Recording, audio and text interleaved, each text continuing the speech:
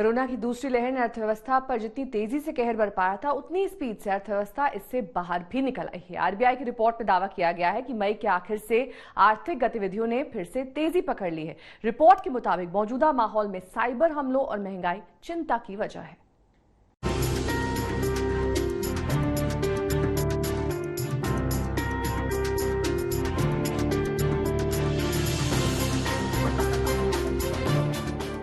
Corona की दूसरी लहर से हुए आर्थिक असर पर आरबीआई की रिपोर्ट सामने आई है।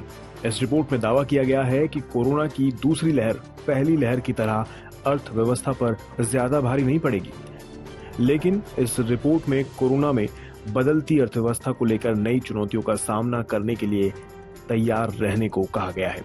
इस रिपोर्ट में आरबीआई गवर्नर शक्तिकांत दास ने कहा है कि कोविड-19 महामारी की दूसरी लहर का देश पर गंभीर असर पड़ा, लेकिन मई के आखिर से ठंडी पड़ी आर्थिक गतिविधियों में तेजी आनी शुरू हो गई है। उन्होंने अर्थव्यवस्था के सामने मौजूद जोखिम के रूप में आंकड़ों में सेंध लगने और साइबर हमलों से सावधान रहने को कहा है। इसके साथ ही दुनिया भर में कमोडिटी की कीमतों में आई तेजी को लेकर भी आरबीआई गवर्नर ने चिंता जताई है। दास ने आरबीआई की वित्तीय स्थिरता रिपोर्ट की भूमिका में लिखा है कि जो आर्थिक रिकवरी 2020-21 की दूसरी छमाही में शुरू हुई थी, उस पर दूसरी लहर के चलते अप्रैल और मई में काफी असर पड़ा है। लेकिन राहत की बात रही कि जिस तेजी से संक्रमण की दर बढ़ी, उसमें उतनी ही स्पीड से कमी भी आई। इसके साथ ही मई के आखिर और जून की शुरुआत से आर्थिक गतिविधियों में तेजी आनी शुरू हो गई है।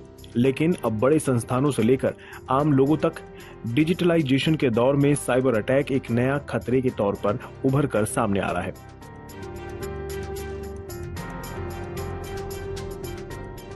इसके साथ ही दूसरी लहर के असर से बैंकों के डूबे कर्जों की संख्या में भी बढ़ोतरी की आशंका है।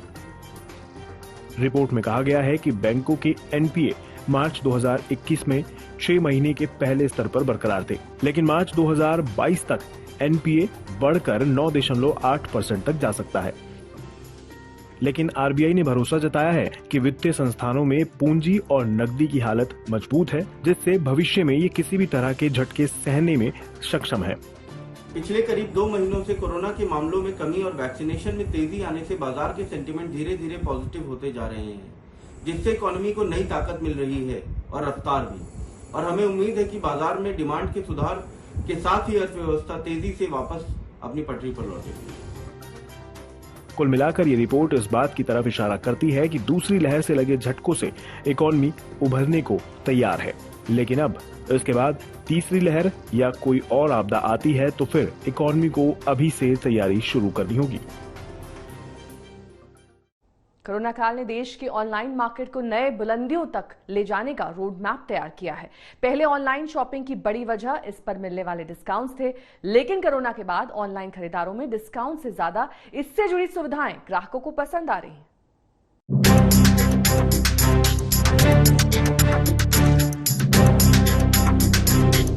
भारत में डिजिटलाइजेशन के असर से अलग अलग सेक्टर्स की तरह ऑनलाइन कंज्यूमर मार्केट को भी बड़ा फायदा मिलने वाला है।